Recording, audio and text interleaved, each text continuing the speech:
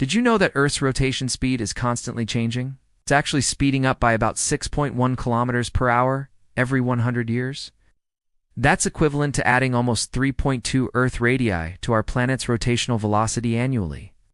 Earth's inner core is a solid ball of iron and nickel about 1,200 kilometers in diameter. And although it's called the core, it's not static. It's actually in constant motion, shifting around like a drum.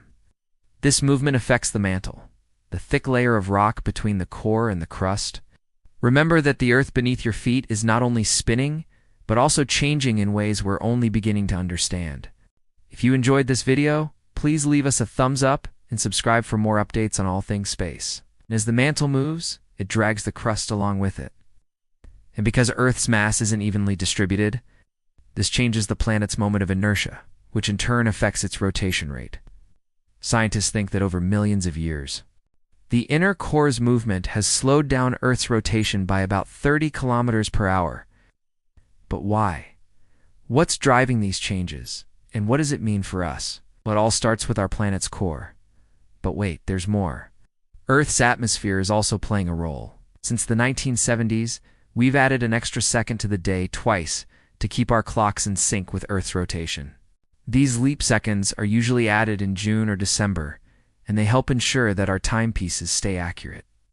But what if we need to do the opposite? Subtract a second from the day? Well, that might be necessary soon due to Earth's slowing rotation.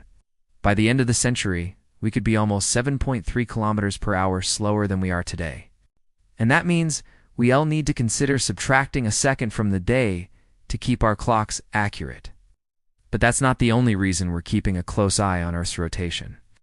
Even tiny changes in our planet's velocity can have big implications for technologies that rely on precise measurements of time and location, such as the GPS systems we use every day. And believe it or not, climate change might also be playing a role in Earth's changing rotation. As temperatures rise, water from the Arctic melts and flows into the ocean, which could redistribute Earth's mass and affect its rotational speed. Some studies have even suggested that Earth's equatorial bulge caused by its rotation could be affected by melting ice, which in turn could impact sea levels.